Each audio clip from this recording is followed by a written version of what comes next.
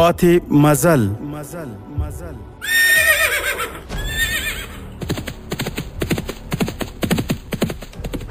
د تاریخي ناولونو ځانګړې خپرونه پاتې مزل د اوسني عصر د ننګونو او فرصتونو هنداره چې د اسلامي تمدن د عروج او انحطاط عوامل روښانه کوي. پاتې مزل د علم او ارتقا پر لاره څراغونه بلوي او د مسلمانانو تیرې سترې واکمنۍ او فرهنګي میراثونه بیانوي.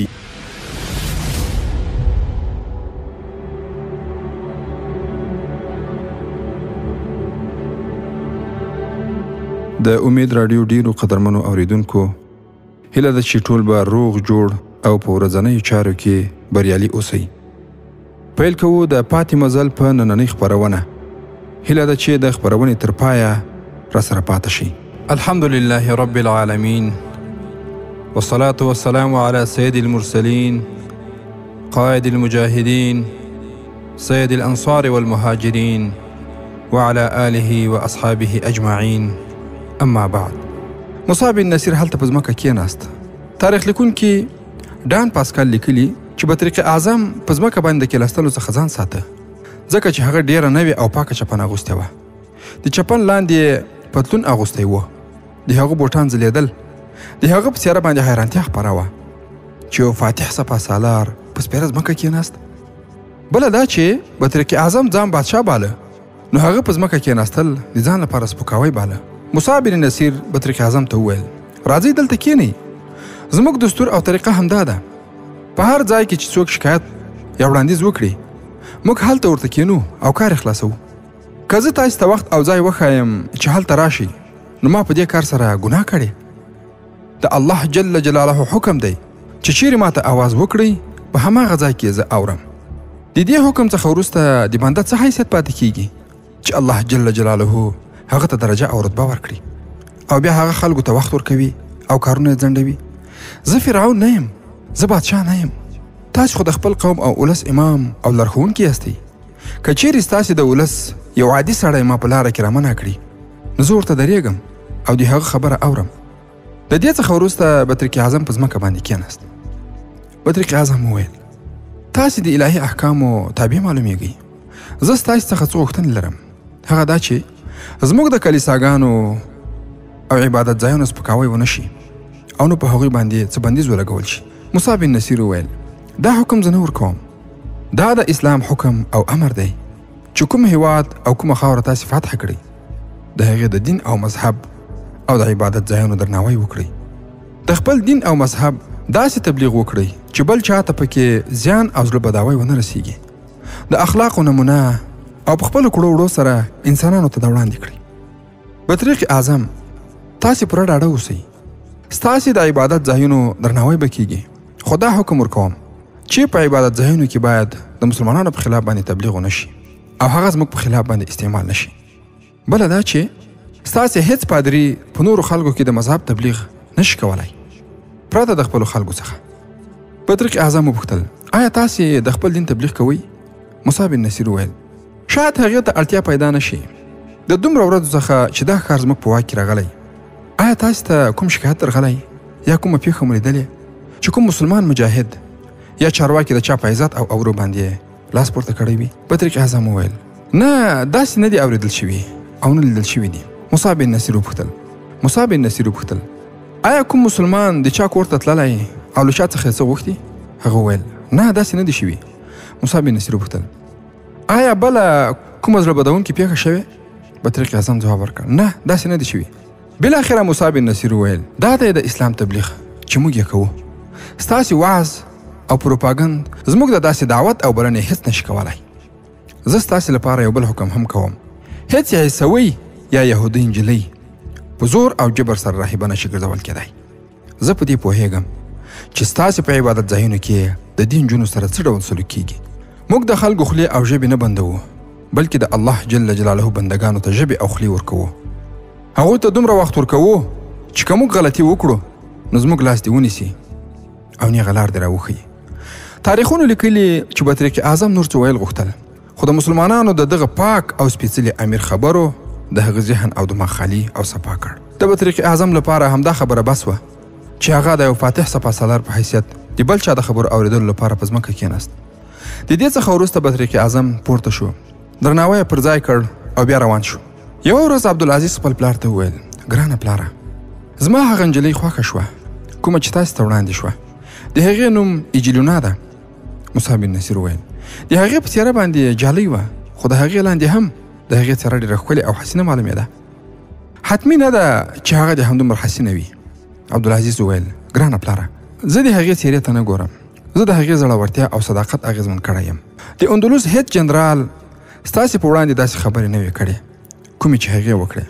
ما د هغې په هکله له جنرالانو او نورو چارواکو څخه پوره معلومات کړي دي.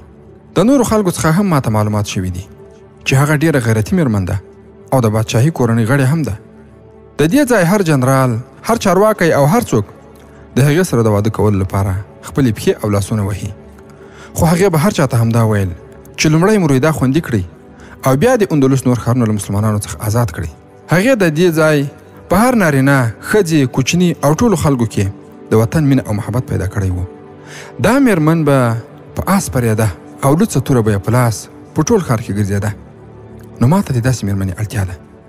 موسی بن نصیر وویل: زما ګرانه زویه، زه تاسې ته د داسې مېرمنې سره د واده کولو اجازه درکوم، خو هغه به په خپل کنټرول کې ساتي.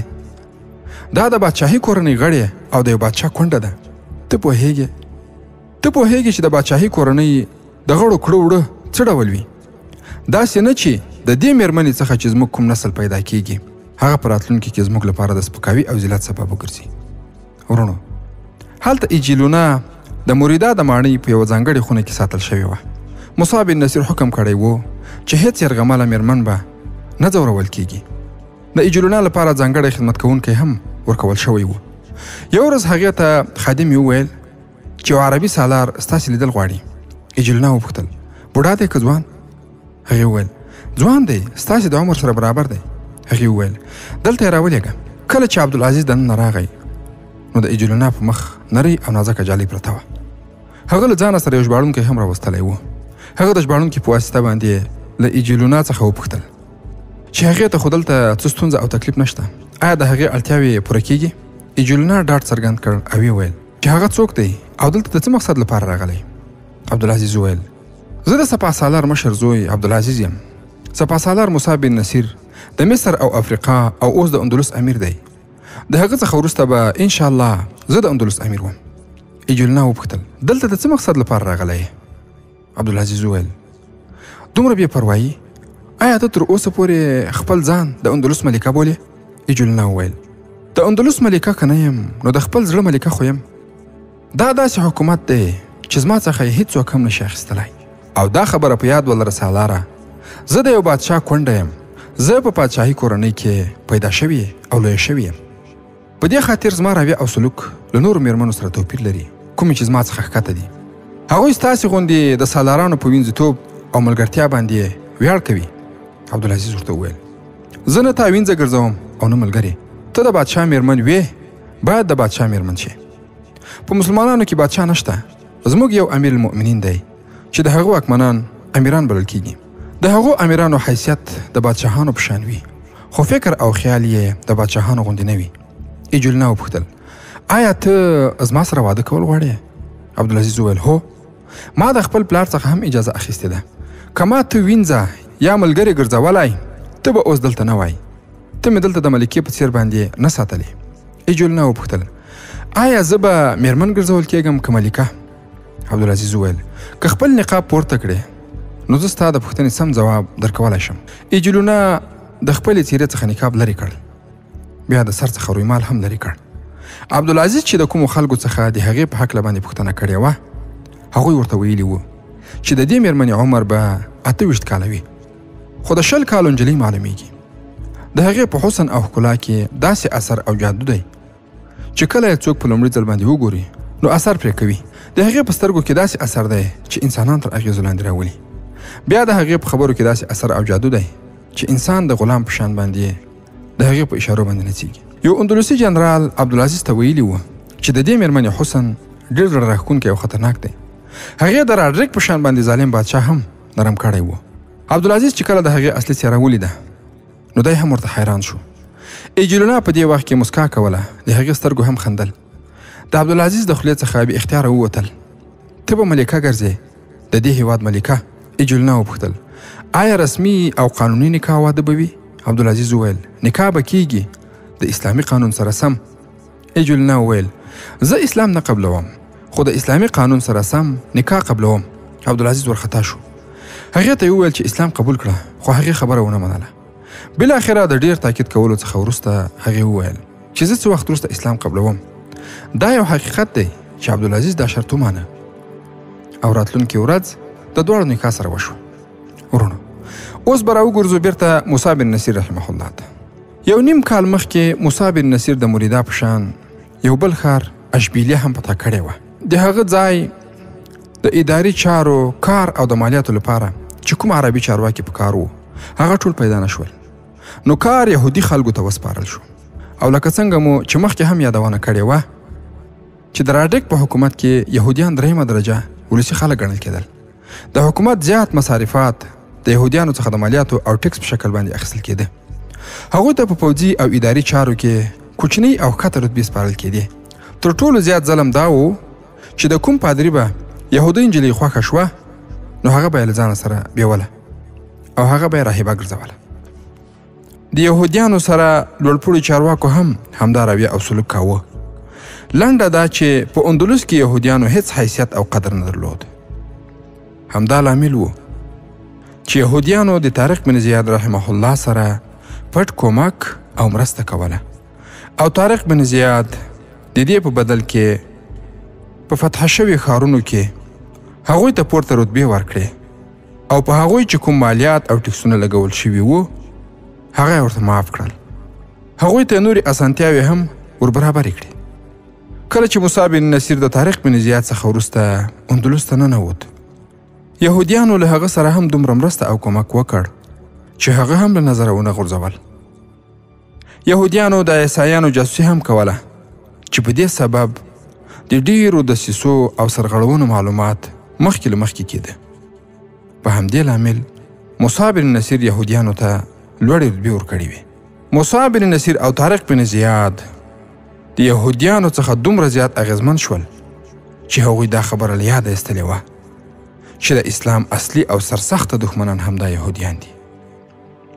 ورونو، دا چې دلته خبره د یهودیانو یاده شوه، نو آیا تاسې د اسرائیلو یا یهودیانو په اړه باندې معلومات لرئ؟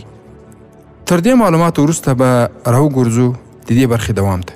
ورونو، یهود یا بني اسرائیل د یعقوب علیه السلام اولاده ده، او په هغه ایمان راوړی و، او لکه څرنګه یې چې په قرآن کریم کې هم تذکره او یادونه شوې، یعقوب علیه السلام ته اسرائیل هم ویل شوی دی، او په قرآن کریم کې د اسرائیل لفظ 41 واره راغلی، او په عبرانی کې اسرائیل په معنا د الله جل جلاله بنده ته ویل کیږي. اسرا په معنا د الله جل جلاله او ایل په معنا د بنده. دا خلک په هغه وخت یهودي مسلمانان وو، د الله جل جلاله او د هغه د رسول الله صلی الله علیه وسلم پیروي به کوله، خو د اول نه یې غوښتنې او خواهشات زیات ول، ولې چې دوی د الله جل جلاله په هغه خواړه مقرر کړي وو چې من او سلوا وه، او د سیوري لپاره یې وریځې پرې مقررې کړې وې، لکه څنګه چې الله جل جلاله د سورې بقرې په 9 نمبر آیت کې فرمایي: اعوذ بالله من الشیطان الرجیم، بسم الله الرحمن الرحیم، وظللنا علیکم الغمام وانزلنا علیکم المن والسلوى. ژباړه: موږ وریځ پر تاسې سوری کړه، د من او سلوا خواړه یعنی مړزان او ترنجبین مو درته نازل راښکته او برابر کړل، او درته مو وویل خورئ له هغو پاکو شیانو چې موږ درته روزي کړي دي، خو ستاسې پخوانیو چې څه کړي هغه پر موږ ظلم نه و، بلکې هغوی په خپلو ځانونو باندې ظلم کړی و. ورونو، خو وخت په وخت چې کله هم دوی سرکشي کړې، بېلارې شوي او د الله جل جلاله نافرماني یې شروع کړې ده، نو په دغه وخت کې ورته الله جل جلاله رسولان او ویرونکي رالیږلي دي. د یعقوب علیه السلام نه وروسته د هغه زوی یوسف علیه السلام، صالح علیه السلام او بیا ورته موسی علیه السلام. داود علیه السلام، سلیمان علیه السلام او نور ډیر رسولان او ویرونکي راغلي او دوی د الله جل جلاله وحدانیت او یووالي ته رابللي دي. د ظلم، ناروا، سود، شرک، فسق، فجور په وزن کې د کموالي او فاسد اعمالو څخه یې منع کړي دي. چا چې ایمان قبول کړی، مؤمنان جوړ شوي او د بدو او ناروا کارونو نه انصراف کړی دی، هغوی کامیاب شوي دي. او چا چې ناروا اعمال او کړنې ترسره کړي دي، هغوی په خسران او تاوان کې دي. بیا د سلیمان علیه السلام له مړینې وروسته یهود په 2 ډلو باندې وویشل شول. یوه ډله په شمال کې چې پایتخت یې سامرا نابلس و، ژوند او اوسېدل یې اختیار کړل، او دوهمه ډله په جنوب کې چې اوسنی یورشلم یا فلسطین دی یا بیت المقدس دی، ژوند او استوګنه یې ورکې اختیار کړې وه. او د دوی هغه 12 یا له دې څخه هم ډېرې قبیلې یا ډلې خورې ورې او تیتو په ترک شوې چې تر ننه یې هم څرک نه لګېږي. بیا دا 2 ډلې په خپلو کې سره 2 پیړۍ وجنګېدې، تر دې چې سرجون امپراتور پر دوی بریالی شو او امر یې وکړ چې دا ټول یهود باید له دې سیمې څخه وایستل شي. بیا د رومانیا امپراتور ادریانوس په 125 میلادي کال په یهودو حمله وکړه. 15 لکه یهودیان یې ووژل، 50,000 یې ژوندي ونیول او یورشلم یې وران کړ. وروسته په 135 میلادي کال کې بیا یهودو د بارکوخ یا پلمسون او لارښوونه پاڅون وکړ او حمله یې وکړه، خو ناکام شول. هماغه و چې په دې حمله کې 15,80,000 یهودیان ووژل شول او نور بندیان شول. د امریکا او ویتنام په جنگ کې په ډله ییزه توګه 58,220 امریکایان چې اکثره یهودو ووژل شول، او همدارنګه د هټلر لخوا 6 میلیونه یهودو ووژل شول.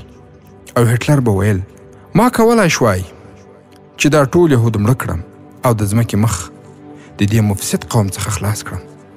خو یو څو مې په دې خاطر باندې ژوندي پرېښودل چې دنیاوال یې وپېژني چې یهود څرنګه خلک دي، چې څوک ونه وایي چې هټلر ظالم و او ظلم یې کړی دی. او د فلسطین په جنگ کې د اسرائیلو د دفاع وزیر په خبره د 1948 میلادي نه تر 1020 میلادي کال پورې 23,093 یهودي پوځیان وژل شوي او د 1 لک نه زیات زخمیان شوي دي. او دا لړۍ تر اوسه پورې لا دوام لري. لکه څنګه چې تاسې د دوی د وژنو راپورونه د فلسطین او غزې په قضیه کې هم اوري. او الله جل جلاله به د مسلمانانو په لاس باندې ډېر اسلام سرسخته دښمنانو ته ماتې ورکوي ان شاء الله تعالی.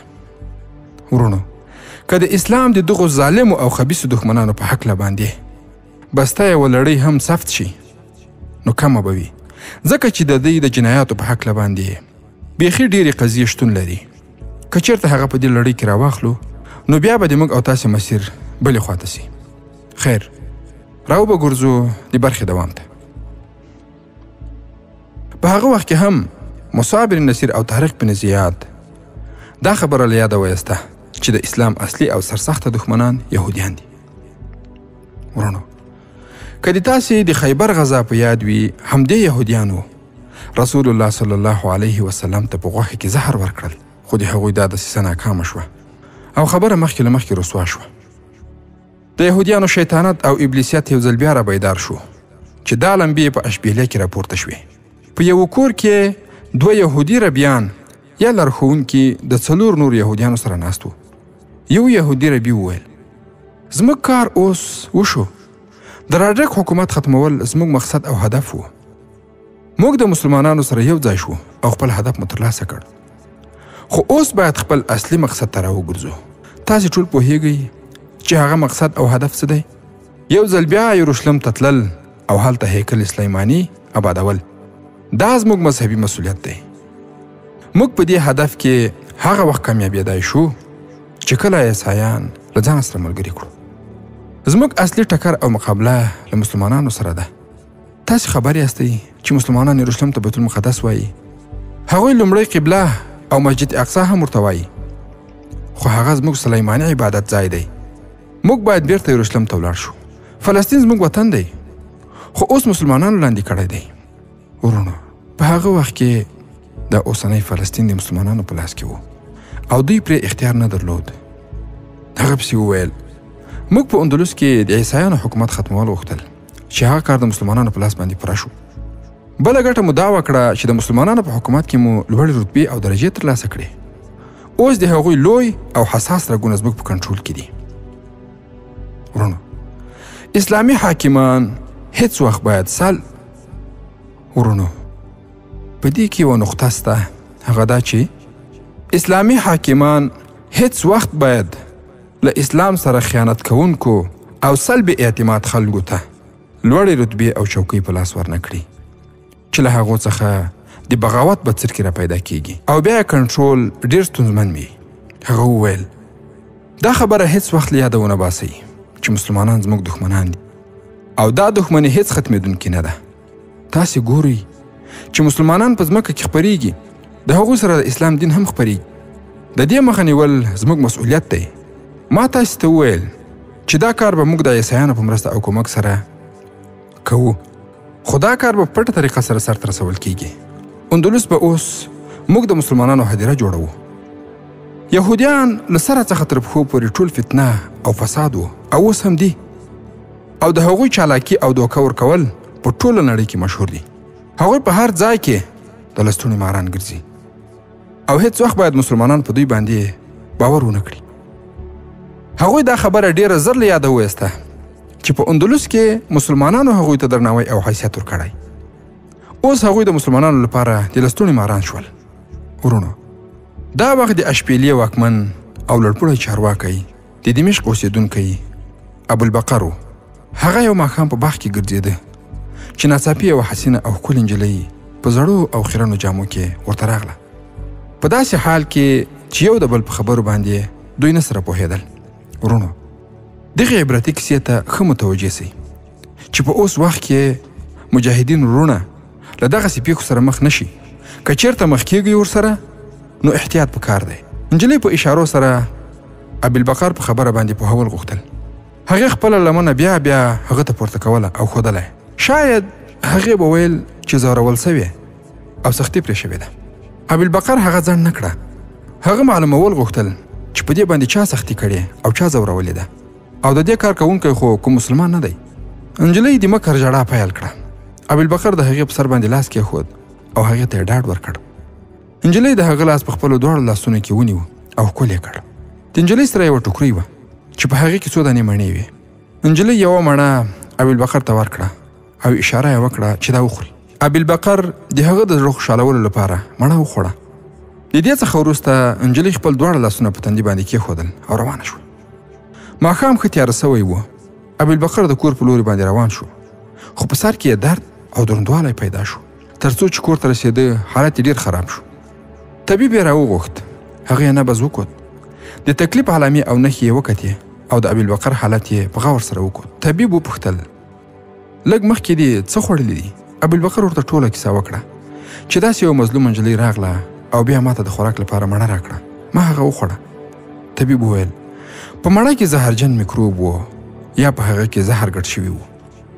ابوالبقر هغه ته کیسه کوله او حالت یې خرابېده. طبیب ورته دوا او درمل ورکړل، خو هغه ژوندی پاتې نه شو او شهید شو. مصعب بن نصیر ته احوال ورکول شو چې ابوالبقر د زهرو په واسطه باندې شهید کړی شو. هغه بل څوک د اشبیلیه واکمن وټاکه. ورونو، دا د دسیسو پیل و او په دې کې ډېر پندونه او عبرتونه دي. د ابوالبقر د مړینې څخه 2 یا 3 ورځې وروسته د پوځ یو مرستیال سالار په همدې طریقه د همدې نجلۍ په لاس باندې په زهرو باندې ووژل شو. 2-3 ورځې وروسته یو مسلمان چارواکی د شپې له لوري په یو کوڅه کې تېرېده چې د شا له لوري پرې د خنجر 2 یا 3 ګوزارونه وشول او سبا سهار په کوڅه کې مړ پروت و. 2-3 ورځې وروسته به همداسې چورکي او پټ کارونه کېدل چې په دې لړ کې 10 عربي چارواکي شهیدان کړای شو، څه په زهرو سره او څه په توره، برچه او خنجر باندې، او یو په غش هم ورکې لګېدلی و. تاریخونو د ټولو شهید کړای شوو چارواکو شمیر 10 تنه لیکي. پروفیسور ډوزي او ډاکټر کوندي لیکلي دي چې مصعب بن نصیر ته په مریدا کې داسې احوال ورسېده.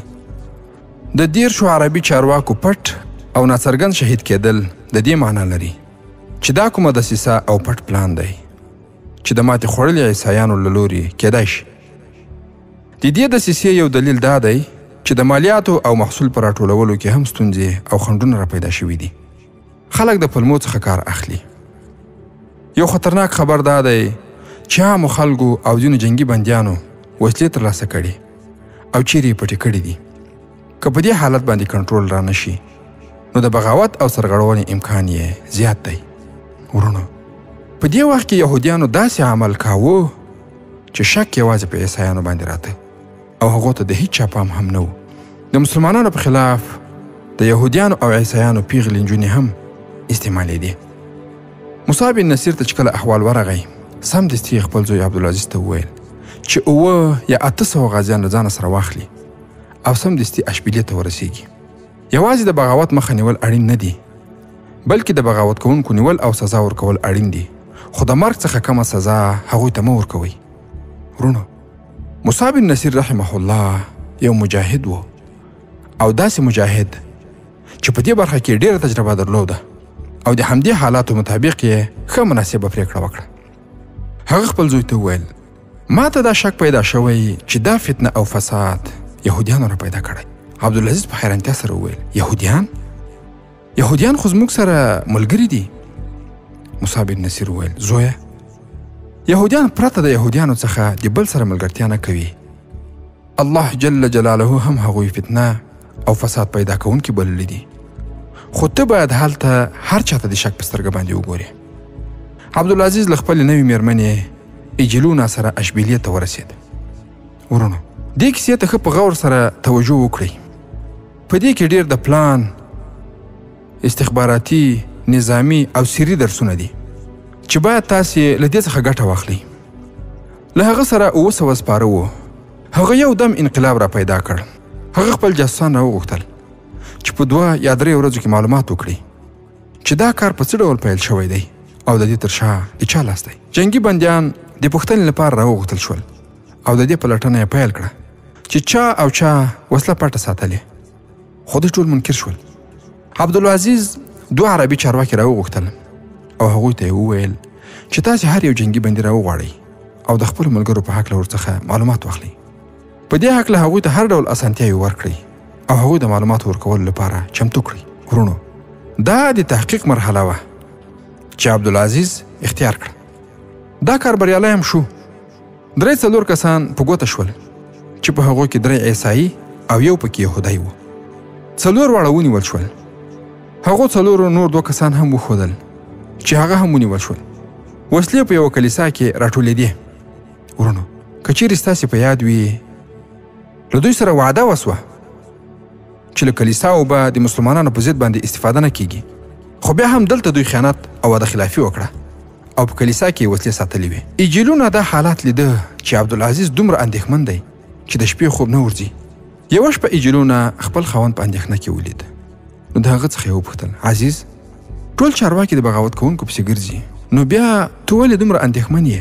ته چې کوم حکم ورکوې هغه سمدستي عملي کیږي. عبدالعزیز یوه ډېره لویه او پخه خبره وکړه. هغه وویل د بغاوت او سرغړونې یو بڅرکی ټول هیواد تباه کولی شي. دا زما مسؤلیت دی چې هیواد د دې خطر څخه خوندي وساتم.